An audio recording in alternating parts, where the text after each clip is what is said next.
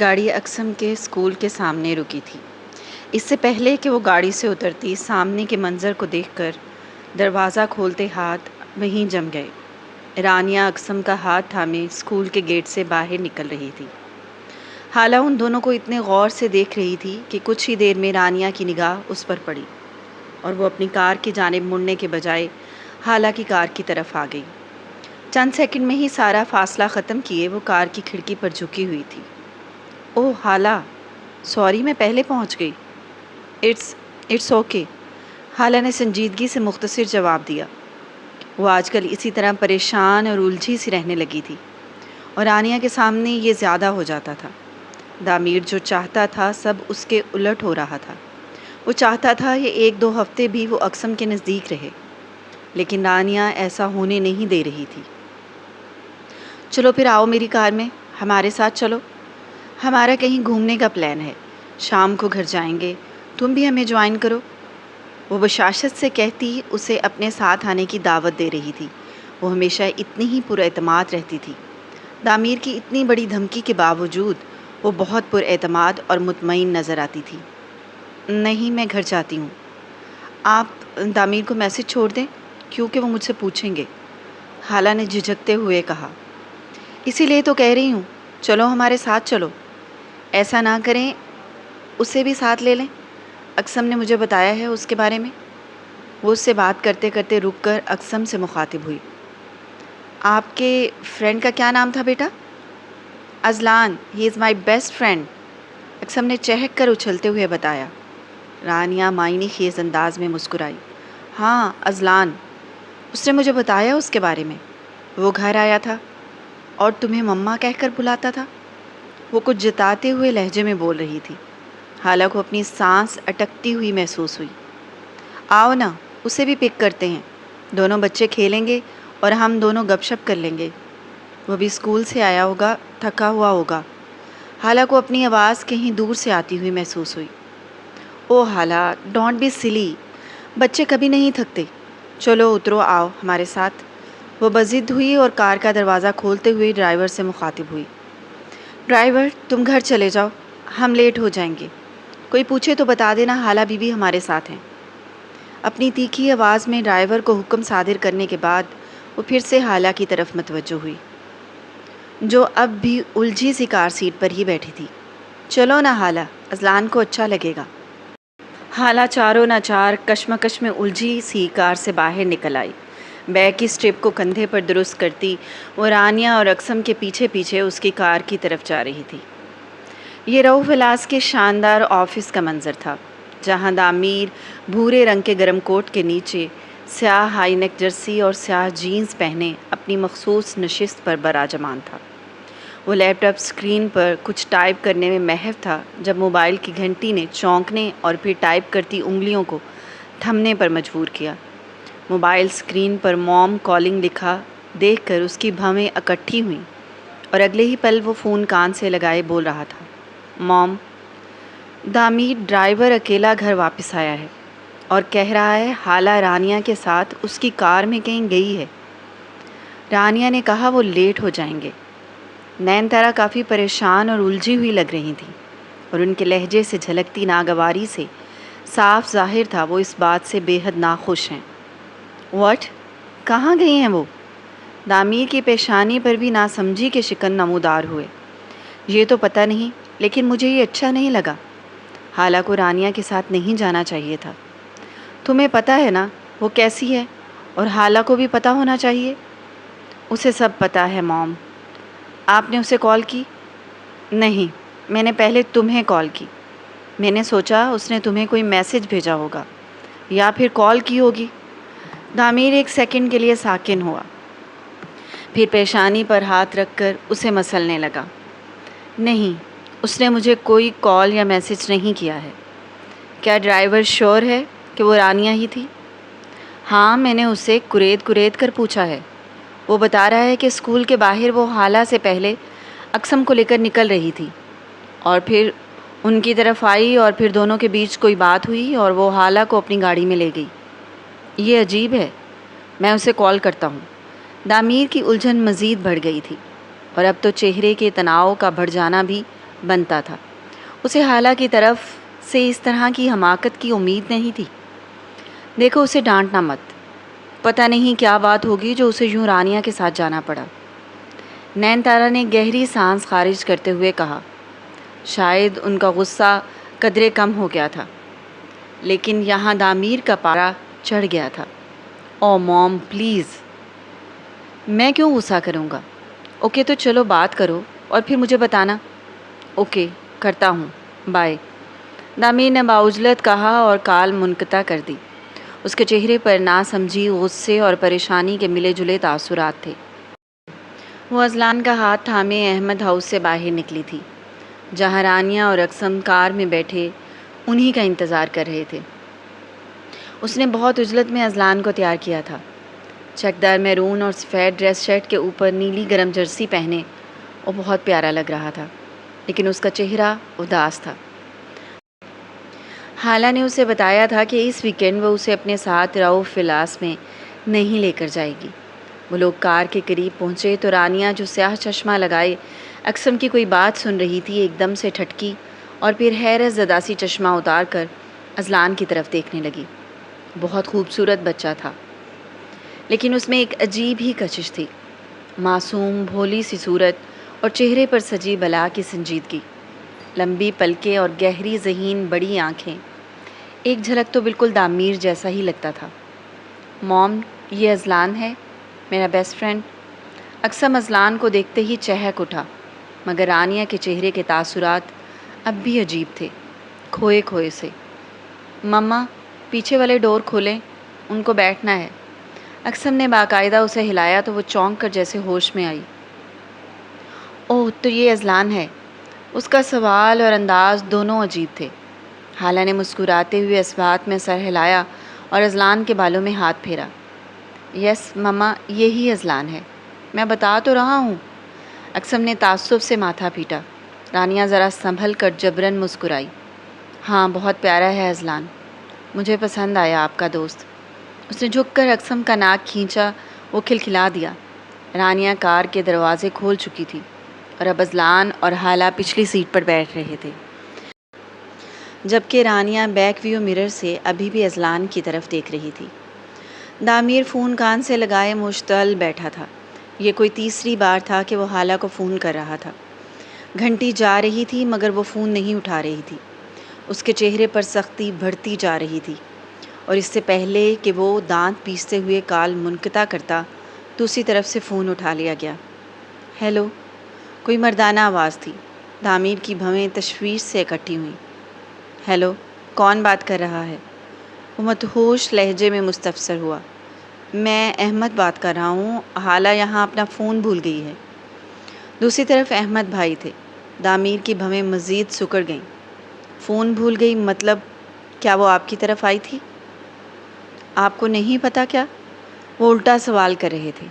وہ جب سے آفس میں کام کرنے لگے تھے دامیر کو آپ کہہ کر ہی مخاطب کرتے تھے۔ کیا نہیں پتا؟ دامیر جھنجھلایا۔ وہ یہاں آئی تھی، اذلان کو تیار کیا اور اپنے ساتھ لے گئی۔ کہہ رہی تھی اقسم کے ساتھ کہیں گھومنے جانا ہے، شام کو واپس آ جائے گا۔ بہت جلدی میں تھی، اس لیے اذلان کو تیار کرنے کے چکر میں فون یہیں بھول گئی۔ یہی کوئی 20 منٹ پہلے نکلی ہے۔ احمد اسے ساری تفصیل سے آگاہ کر رہا تھا۔ ہاں، دامیر نے سختی سے لب بھینچے اور کرسی کی پشت سے سر ٹکایا۔ چہرہ ضبط سے سرخ ہو رہا تھا۔ حیرت کی بات ہے، پاگل لڑکی کو آپ کو بتانا چاہیے تھا۔ احمد اب کچھ شرمسار لہجے میں کہہ رہا تھا۔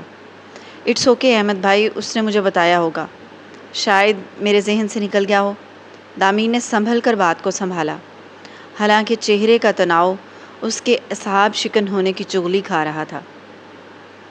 اچھا پھر ٹھیک ہے۔ احمد نے اطمینان بھری سانس کھینچی۔ جی چلیں پھر، میں فون بند کرتا ہوں۔ وہ واپس آئے تو اسے فون یاد دلا دیجیے گا۔ ہاں کیوں نہیں۔ Okay, take care, bye. Damir نے سرعت سے فون بند کیا اور گہری سانس لی۔ وہ ہونٹوں کو گول کیے ٹھوڑی پر ہاتھ رکھے کرسی گھماتا کسی گہری سوچ میں تھا۔ ڈزنی لینڈ فوڈ کورٹ میں موسیقی کی آواز کے ساتھ لوگوں کے بولنے کی آوازیں مل کر عجیب بھن بھناہٹ جیسا شور پیدا کیے ہوئے تھیں۔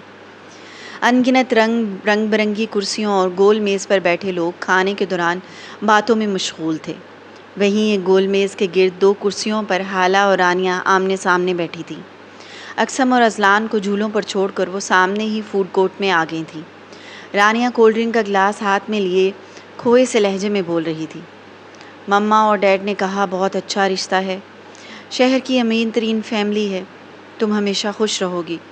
میں تعمیر کو زیادہ جانتی نہیں تھی کیونکہ وہ حال میں ہی لندن سے واپس آیا تھا۔ اس سے پہلی ملاقات ایک پارٹی میں ہوئی جو ہماری فیملیز نے ہی ارینج کی تھی۔ مجھے وہ بہت اچھا لگا۔ کیسے نہ لگتا، وہ ہینڈسم ہے، باہر کی ڈگری ہے، اتنی بڑی انڈسٹری کا اکلوتا مالک ہے۔ میں نے فوراً ہاں کر دی۔ اس نے ایک گہری سانس لی اور کولڈ ڈرنک کا گلاس میز پر رکھ دیا۔ حالہ ہمدن گوش تھی۔ رانیہ نے اپنے دونوں ہاتھ میز پر رکھے اور پھر سے بولنے لگی۔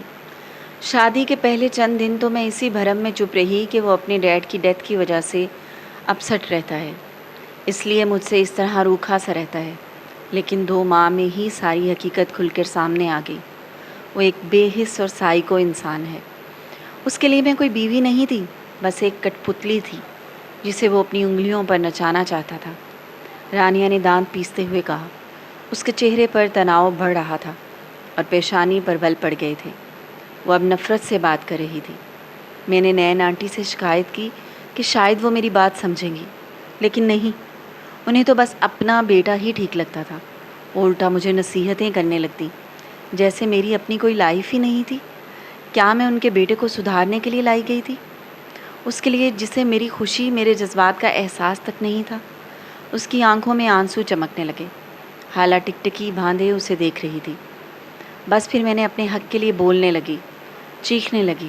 میں غلط نہیں کر رہی تھی، مجھے محبت چاہیے تھی، احساس چاہیے تھا، مگر تعمیر کے پاس مجھے دینے کے لیے صرف بے حسی تھی۔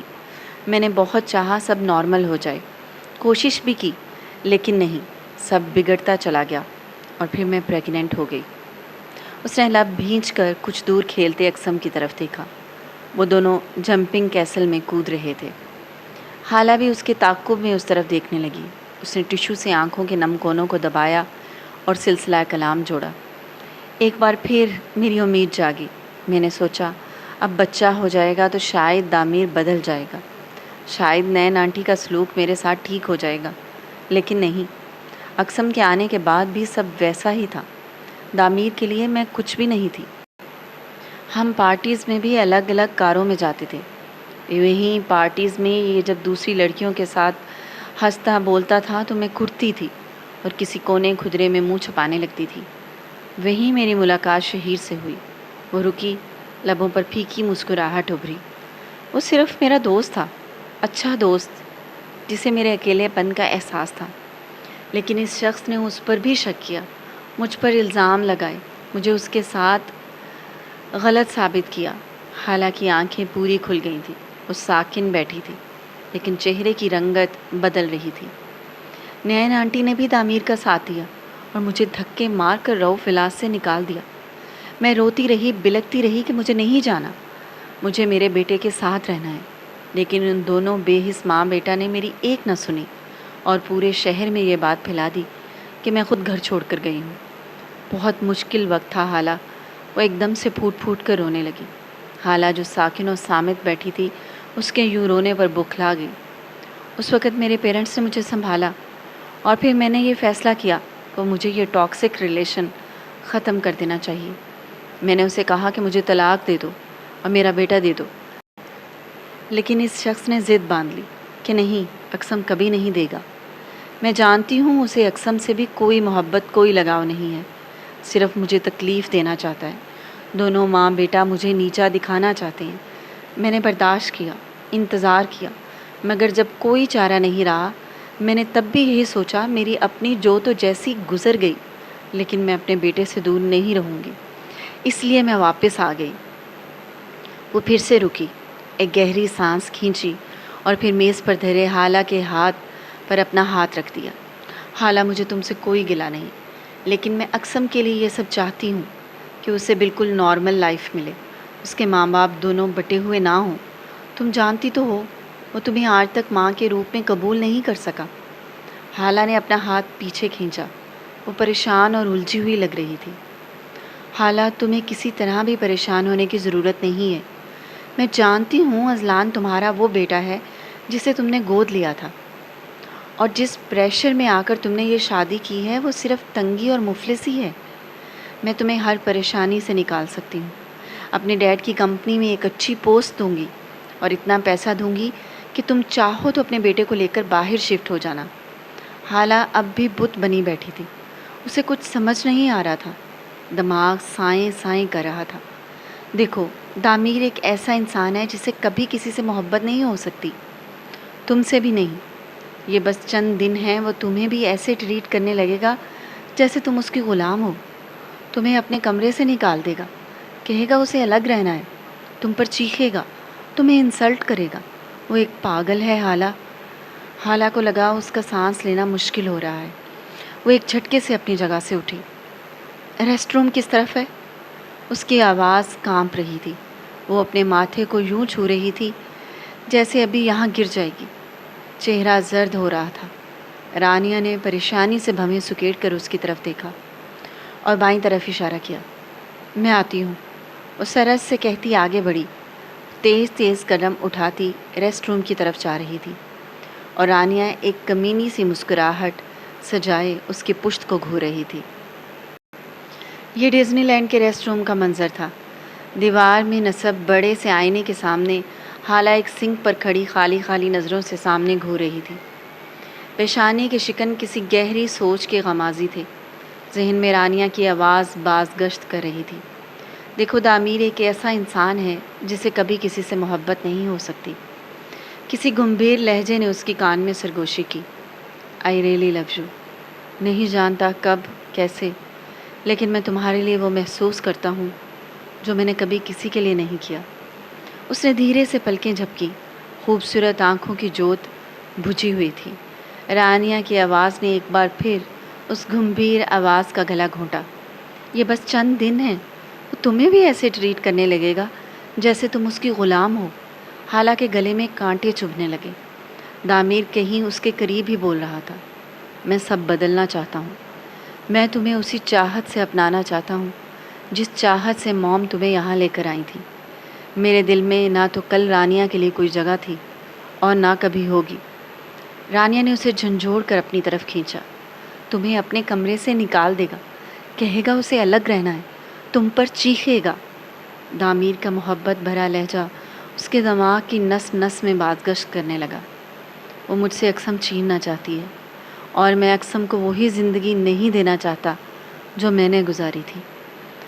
رانیہ کا درد بھرا لہجہ دامیر کی بات کاٹ رہا تھا۔ میں جانتی ہوں اسے اقسم سے کوئی محبت، کوئی لگاؤ نہیں ہے، صرف مجھے تکلیف دینا چاہتا ہے۔ حالہ کا سر گھوم گیا۔ دامیر اپنی ہتھیلی پھیلائے پوچھ رہا تھا، میرا ساتھ دو گی؟ سامنے بیٹھی رانیہ دانت پیستے ہوئے کہہ رہی تھی، وہ ایک پاگل ہے حالہ۔ حالہ نے گہری سانس خارج کی اور نل چلا دیا۔ پانی پوری رفتار سے سنک میں گرنے لگا تھا۔ یہ پھر سے رؤف کی شاندار آفس کا منظر تھا، جہاں اس وقت وہ اکیلا بیٹھا تھا، مضطرب اور بے چین سا۔ وہ فون کان سے لگائے اپنے چہرے پر بڑی سختی کو بمشکل قابو کیے ہوئے تھا۔ رانیہ کو فون کرنا اعصاب شکن تھا، اور وہ یہ جوخم اٹھا چکا تھا۔ وہ جو حالہ کے ریسٹ روم جانے کے بعد اب مزے سے کولڈ ڈرنک ختم کر رہی تھی، فون پر چمکتے نام کو دیکھ کر لبوں پر کمینی سی مسکراہٹ رینگ گئی۔ ایک ادا سے بالوں کو جھٹکتے ہوئے موبائل اٹھایا اور کولڈ ڈرنک گلاس کو میز پر رکھتے ہوئے گلا کھنکارا۔ ذہن نصیب، دیکھو تو کس نے ہمیں کال کی۔ ہم کبھی فون کو اور کبھی ان کے نام کو دیکھتے ہیں۔ وہ معنی خیز لہجے میں گویا ہوئی، تو دوسری طرف جیسے دامیر کا غصہ ساتویں آسمان کو چھونے لگا۔ اس کے چہرے کے زاویے مزید بگڑ گئے۔ حالہ سے بات کرواؤ میری، وہ دانت پیستے ہوئے غرایا۔ رانیہ کی مسکراہٹ گہری ہوئی۔ اس نے مصنوعی انجان بنتے ہوئے بھویں سکیڑیں۔ حالہ؟ کون حالہ؟ بکواس بند کرو اپنی۔ ایک تو تم میری اجازت کے بنا حالہ اور اقسم کو اپنے ساتھ لے گئی ہو، اور اب یہ سب ڈرامے کس لیے کر رہی ہو؟ اوہ، اجازت؟ ڈونٹ مائنڈ، پر دامیر رؤف، تم آج بھی ویسے ہی ہو، عورت کو اپنا زرخرید غلام سمجھنے والے۔ حالہ تمہاری غلام نہیں ہے، کہ وہ تمہاری مرضی اور اجازت کے بغیر کہیں آ جا نہیں سکتی؟ وہ آ جا سکتی ہے، لیکن تمہارے ساتھ ہرگز نہیں۔ اب شرافت سے میری اس سے بات کرواؤ۔ دامیر نے ضبط سے مٹھیاں بھیجتے ہوئے حکم صادر کیا۔ اس کی آنکھوں میں تیرتی سرخ ڈوریاں اس کے جلال کا واضح ثبوت تھیں۔ بتا تو دیا وہ یہاں نہیں ہے۔ دامیر بری طرح چونکا۔ مطلب وہ تمہارے ساتھ نہیں ہے؟ پھر وہ کہاں ہے؟ اس نے سوالیہ ابرو اٹھائے۔ رانیہ نے کندھے اچکائے۔ میرے ساتھ ہی تھی، یہاں میرے سامنے بیٹھی تھی، اپنے دکھ سنا رہی تھی۔ دکھ؟ دامیر کی بھویں سکڑ گئیں۔ ایک تو حالہ کا یوں جانا ایک پہیلی بنا ہوا تھا، اوپر سے رانیہ کی باتیں اور الجھا رہی تھیں۔ ہاں دکھ، میرے جیسے دکھ۔ تم نے صرف مجھے ہی میرے بیٹے سے دور نہیں کیا، اس بیچاری کی ممتا بھی چھین لی ہے۔ کہنا کیا چاہتی ہو؟ اب کی بار اس کے ابرو استجاب سے اٹھے۔ اذلان، میں اس کی بات کر رہی ہوں۔ تم نے اور تمہاری ماں نے ان دونوں کو الگ کر دیا، بالکل ویسے ہی جیسے مجھے اور اقسم کو۔ وٹا ربش! سب حالہ کی مرضی سے ہوا تھا۔ وہ ایک دم سے بوکھلا گیا۔ حالہ کا کل والا رویہ ذہن میں گردش کرنے لگا۔ وہ جیسے ہاتھ چھڑا کر اٹھ کر گئی تھی۔ دامیر نے بے چین ہو کر کرسی کی پشت سے سر ٹکایا۔ رانیہ چٹک چٹک کر بول رہی تھی۔ ہاں، مرضی نہیں، زبردستی کہو دامیر رؤف۔ وہ بیچاری من ہی من میں اذلان کے لیے روتی ہے۔ وہ اس کے ساتھ رہنا چاہتی تھی، لیکن تمہاری ماں نے اس کے بھائی کو لالچ دیا اور اسے مجبوراً یہ شادی کرنی پڑی۔ وہ سحر کے ذریعے حالہ کے بارے میں کافی معلومات اکٹھی کر چکی تھی۔ یہی تو اس کی خاصیت تھی، وہ ہوم ورک مکمل کر کے قدم اٹھاتی تھی۔ دامیر کے اندر کچھ آرام دہ تھا، کہیں نہ کہیں یہ سچ ہی تھا۔ اگر وہ مجبور تھا تو دوسری طرف حالہ بھی مجبور ہی تھی، اور اس کا اعتراف وہ خود کر چکی تھی۔ تم چار چار زندگیاں تباہ کر رہے ہو دامیر، چھوڑ دو اسے، وہ تم سے محبت نہیں کرتی۔ رانیہ کا تڑکتا لہجہ اس کے ذہن پر ہتھوڑے کی طرح برس رہا تھا۔ چھوڑنے کے لفظ پر اس کے اندر جیسے کچھ گھٹ سا گیا۔ حالہ کو چھوڑنا اب جیسے سہانے روح تھا۔ دامیر نے سختی سے لب بھینچے اور میز پر ہاتھ مارتا اپنی مخصوص انداز میں غرایا۔ تم اپنی بکواس بند کرو اور میری حالہ سے بات کرواؤ۔ رانیہ نے سختی سے آنکھیں میچی۔ اس کی دھاڑ تو ہمیشہ سے دل دہلا دیتی تھی۔ رانیہ نے خود کو پرسکون رکھنے کے لیے گہری سانس اندر کھینچی۔ بتایا تو ہے، وہ یہاں نہیں ہے۔ ابھی روتے ہوئے یہاں سے اٹھ کر گئی ہے، شاید ریسٹ روم گئی ہو۔ وہ کیوں رو رہی تھی؟ دامیر پریشان ہوا۔ بتایا تو ہے، اپنی کہانیاں سنا رہی تھی۔ بہت دکھی دکھی داستان ہے بیچاری کی، اور اس کی اور مصطفیٰ کی محبت۔ دامیر کے ابرو تن گئے۔ اس نے فوراً کال کاٹ دی۔ ٹائی کی ناٹ کو ایک جھٹکے سے پکڑ کر کھینچا تو وہ گلے میں جھول گئی۔ وہ سرعت سے اپنی سیٹ سے اٹھا اور میز پر رکھی گاڑی کی چابی اٹھائی۔ احمد ہاؤس میں داخل ہوتے ہی وہ کچھ پریشان دکھائی دے رہا تھا۔ وہ بہت تیز ڈرائیو کر کے یہاں پہنچا تھا، اور اب تک یہ سمجھ نہیں پایا تھا وہ آخر یہاں کیوں آ گیا ہے۔ احمد اس کے پیچھے پیچھے چلتے ہوئے چھوٹے سے مگر صاف ستھرے ڈرائنگ روم میں داخل ہوا۔ ایک نفیس صوفے سیٹ کے سامنے سیاہ شیشے کی میز موجود تھی۔ کھڑکی کے آگے پوری دیوار پر سکن اور میرون امتزاج کے مخملی پردے لٹک رہے تھے۔ سامنے کی دیوار پر آیت کی خوبصورت پینٹنگز مناسب فاصلے پر آویزاں تھیں۔ دامیر ستائشی ابرو اچکائے جائزہ لے رہا تھا جب احمد جھجکتے ہوئے مخل ہوا۔ ہمارا غریب خانہ آپ کے شان شیان تو نہیں ہے، مگر مجھے آپ کے یہاں آنے کی بے انتہا خوشی ہے۔ وہ صوفے کی طرف تشریف رکھنے کا اشارہ کرتے ہوئے بظاہر بشاشت سے مسکرا رہا تھا، لیکن دامیر اس کے چہرے پر موجود اضطرابی کو بھانپ سکتا تھا۔ شرمندہ مت کریں، آپ کا گھر بہت خوبصورت ہے۔ بہت شکریہ، آپ کا حسن نظر ہے۔ یہ سب حالہ نے ہی سیٹ کیا تھا۔ دامیر کوٹ کا بٹن کھول کر صوفے پر براجمان ہوا اور احمد کی تشویش کے پیش نظر سنبھل کر وضاحت دی۔ میں آفس سے جلدی نکل آیا تھا تو سوچا یہاں آ جاتا ہوں۔ حالہ اذلان کے ساتھ آئے گی تو اسے ساتھ لیتے ہوئے گھر جاؤں گا۔ بہت بہت اچھا کیا، آپ کا اپنا گھر ہے۔ ہاں، حالہ بس آنے والی ہوگی، یہاں 2-3 گھنٹوں کا کہہ کر گئی تھی۔ آپ ریلیکس ہو کر بیٹھیں، بتائیں کیا لیں گے، چائے یا کافی؟ حالہ آتی ہے تو پھر کھانا لگاتے ہیں۔ دامیر کی یوں اچانک آمد پرتجسس اور پریشانی ایک طرف، لیکن احمد کی خوشی کا واقعی کوئی ٹھکانہ نہیں تھا۔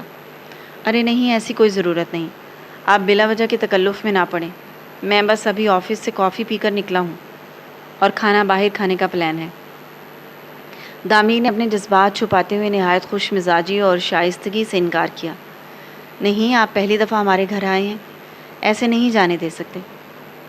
کھانا تو کھا کر جائیں گے، احمد بازد ہوا۔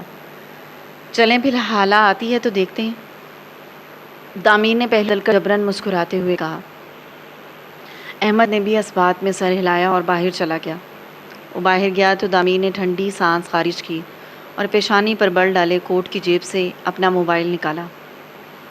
گال پر 2 انگلیاں ٹکائے وہ اپنے موبائل پر نگاہیں جمائے بیٹھا تھا، جب چند منٹ بعد ہی احمد حالہ کا موبائل تھامے ڈرائنگ روم میں داخل ہوا۔ یہ لیں، احمد نے موبائل اس کی طرف بڑھایا۔ دامیر نے بھویں سکیڑی۔ وہ حالہ کا موبائل تھامے کھڑا تھا۔ یہ حالہ کا موبائل ہے۔ اوہ اچھا۔ دامیر نے موبائل تھاما اور بے ساختہ اس کی اسکرین چلا دی۔ موبائل پر اسکرین لاک تھا۔ اسکرین پر اذلان کی تصویر کا وال پیپر تھا۔ اذلان مسکرا رہا تھا۔ یہ کچھ دن پہلے کی ہی تصویر تھی، جب وہ اقسم اور حالہ کے ساتھ باہر گھومنے گیا تھا۔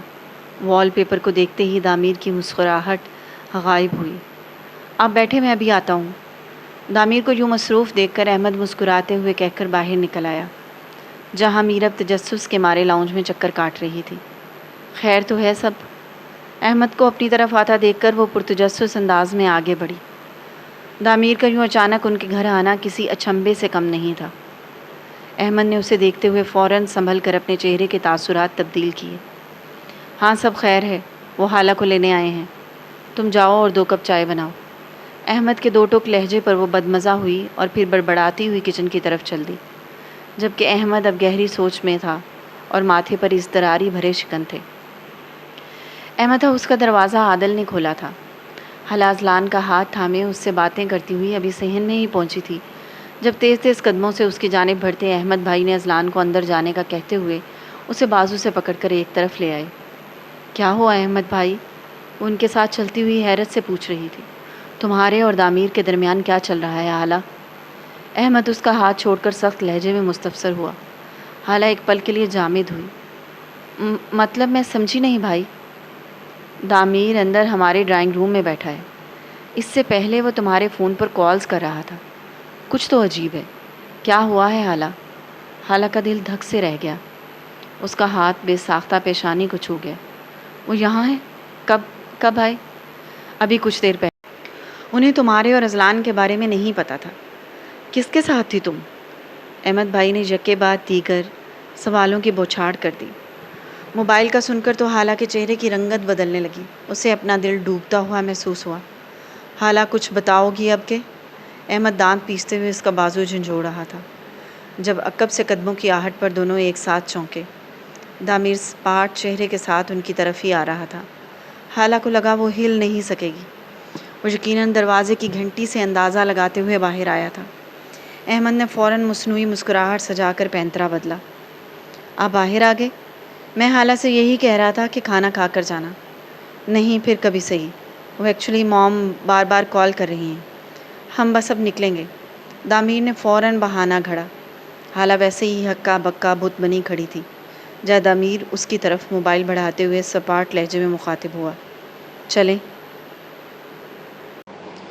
حالہ نے بھکلا کر اس بات میں سر ہلایا اور موبائل تھام لیا۔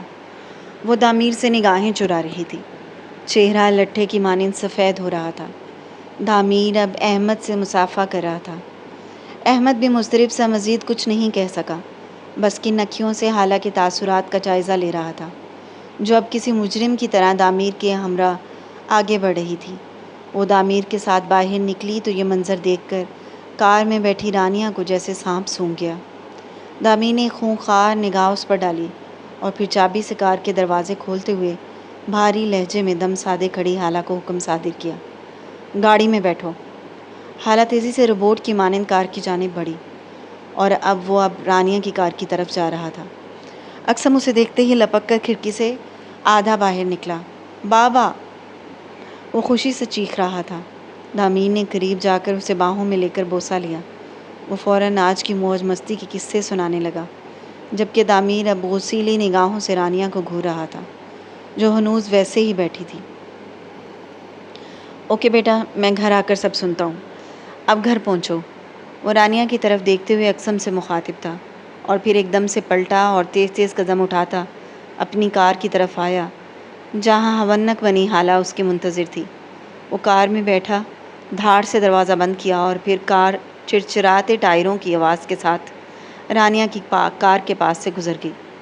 رانیہ آنکھوں کو سکوڑے اس کار کو دور جاتے ہوئے دیکھ رہی تھی۔ گاڑی ایک خاموش شاہراہ پر آ کر رکی تھی۔ حالہ کا سر جھکا ہوا تھا۔ دامیر نے ایک سرد نگاہ اس پر ڈالی اور دھیرے سے سر گاڑی کی پشت سے ٹکا دیا۔ گھٹن بڑھ رہی تھی اور ذہن میں غصے اور بے بسی کے ابال اٹھ رہے تھے۔ یک طرفہ محبت کی تکلیف کیا ہوتی ہے، آج محسوس ہوا تھا۔ مجھے کیسے بھول گیا تھا کہ ابھی صرف اسے حالہ سے محبت ہوئی ہے، حالہ کو اس سے نہیں۔ اس نے کرب سے آنکھیں میچ لیں۔ حالہ گود میں دھرے ہاتھوں کی انگلیوں کو آپس میں ملائے اس کے بولنے کی منتظر تھی۔ ذہن میں جیسے منفی خیالات کے جھکڑ چل رہے تھے۔ دامیر کی یہ خاموشی کسی طوفان کا پیش خیمہ تھی۔ اس طوفان کی وجہ رانیہ کے ساتھ جانا تھا۔ خاموشی کا دورانیہ طویل ہو رہا تھا۔ حالہ کو دم گھٹنے جیسا احساس ہو رہا تھا۔ وہ کیوں خاموش تھا؟ اذلان کس کا بیٹا ہے؟ حالہ نے جھکا سر چونک کر اوپر اٹھایا۔ یہ کس طرح کا سوال تھا؟ ایک پل کے لیے تو سمجھ بھور پر جیسے کفل لگ گئے۔ ذہن میں عجیب و غریب خیالات ابھرنے لگے، لیکن اگلے ہی پل وہ بہت کچھ بدلنے کا ٹھان چکی تھی۔ میرا بیٹا ہے۔ وہ براہ راست دامیر کی سرد آنکھوں میں دیکھ رہی تھی۔ آواز میں ہلکی سی لغزش ضرور تھی، مگر وہ ڈری ہوئی نہیں تھی۔ دامیر کے چہرے پر بہت کچھ رقم تھا، تعصب، شکوہ، غم اور غصہ۔ موم نے مجھے بتایا تھا کہ وہ تمہارے بھائی کا بیٹا ہے۔ تم نے اور مصطفیٰ نے اسے گود لیا تھا، اور مصطفیٰ کی ڈیتھ کے بعد تم نے اسے اپنے بھائی کو واپس کر دیا تھا۔ پھر اب یہ تمہاری زندگی کا اتنا بڑا دکھ کیسے بن گیا کہ تمہیں اس کے لیے رانیہ سے مدد کی بھیک مانگنی پڑی؟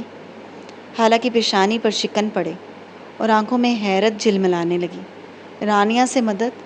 وہ یہ کیا کہہ رہا تھا؟ میں نے رانیہ سے کوئی مدد نہیں مانگی۔ آپ مجھ پر کبھی یقین نہیں کریں گے، اس لیے اس بات پر کوئی صفائی نہیں دوں گی۔ وہ ایک سیکنڈ کے لیے چپ ہوئی۔ ہمت بن چکی تھی اور اب آواز میں لغزش بھی نہیں رہی تھی۔ لیکن اذلان سے مجھے ویسی ہی محبت ہے جو ایک ماں کو اپنی سکی اولاد سے ہوتی ہے۔ میں بانجھ ہوں، پر یہ کسی کتاب میں نہیں لکھا کہ ایک بانجھ عورت کے سینے میں ممتا نہیں ہوتی۔ اللہ نے میری کوکھ سونی رکھی، لیکن میں نے اس محبت کو محسوس کیا جو ایک ماں اور بچے کے بیچ ہوتی ہے۔ میں نے اسے پیدا نہیں کیا تھا، پر اس دنیا میں آتے ہی وہ سب سے پہلے میری باہوں میں آیا تھا۔ دامیر اس کی آنکھوں میں چمکتے آنسو صاف دیکھ سکتا تھا۔ وہ سابقہ دنوں سے بہت بدلی ہوئی لگ رہی تھی۔ آج وہ الجھی اور بےکل نہیں تھی، بلکہ بے خوف اور باہمت لگ رہی تھی۔ 4 سال کا ہونے تک میں نے اسے سینے سے لگا کر رکھا۔ میں نہیں جانتی تھی میری زندگی بدلنے والی ہے۔ میں نہیں جانتی تھی مصطفیٰ یوں بیچ منجھدار مجھے چھوڑ کر چلا جائے گا، اور کل تک جس بچے کو میں اپنی کل کائنات سمجھتی تھی وہ ایک پل میں ہی پرایا کر دیا جائے گا۔ اس کی آنکھوں میں اٹکے آنسو گال پر لڑک گئے۔ وہ جس نے آنکھ کھولتے ہی ماں کے روپ میں مجھے دیکھا، میری آغوش نے اسے گرمائش دی۔ ایک دم سے اسے مجھ سے چھین کر مجھ سے الگ کر دیا گیا۔ وہ اتنا چھوٹا ہے، اس کی پریشانیاں ہم بڑوں سے بھی بڑی ہیں۔ وہ مسکرانا بھول گیا ہے، کھیلنا بھول گیا ہے۔ وہ بات کرتے ہوئے ہچکیوں میں روتی تھی اور بچوں کی طرح بار بار ہتھیلی کی پشت سے آنسو صاف کر رہی تھی۔ دامیر کے چہرے کے پتھریلے تاثرات اب ڈھیلے پڑ گئے تھے۔ وہ بے حس و حرکت بیٹھا تھا، اسے دیکھ رہا تھا، اسے سن رہا تھا۔ رانیہ کی لگائی چنگاریاں ٹھنڈی پڑنے لگی تھی۔ اسے اس وقت جو چیز تکلیف دے رہی تھی وہ حالہ کے آنسو تھے۔ ہاں، میں مجبور تھی، میں مجبور ہوں، لیکن میں کیا کروں؟ میرا دل کٹتا ہے جب وہ مجھ سے پوچھتا ہے، مما ہم اپنے گھر کب جائیں گے؟ مما میں آپ کے ساتھ کیوں نہیں رہ سکتا؟ وہ کانپتی آواز میں بول رہی تھی، جب دامیر اس کی بات کاٹتے ہوئے مستفسر ہوا، تم اسے اپنے ساتھ رکھنا چاہتی ہو؟ حالہ نے ٹھٹک کر اس کی طرف دیکھا۔ وہاں کوئی سختی، کوئی ناراضی اور کوئی غصہ نہیں تھا، مگر وہ یہ کیوں پوچھ رہا تھا؟ بتاؤ، کیا تم اسے اپنے ساتھ رکھنا چاہتی ہو؟ یہ وہ گھڑی تھی جب اسے فیصلہ لینا تھا، دامیر یا پھر اذلان۔ حالہ نے دھیرے سے سانس خارج کی۔ یہ ایک مشکل فیصلہ تھا۔ وہ ایک پل کے لیے سوچوں کے بھنور میں الجھی۔ اگر میں نے ہاں کہا تو یقیناً وہ مجھے چھوڑ دے گا، اور اگر نہیں کہا تو اذلان اسی دلدل میں پھنسا رہ جائے گا۔ نہیں، میں اذلان کو ایسے نہیں چھوڑ سکتی۔ اس نے چہرہ مزید اوپر اٹھایا اور دامیر کی آنکھوں میں دیکھتے ہوئے پورے اعتماد لہجے میں بولی،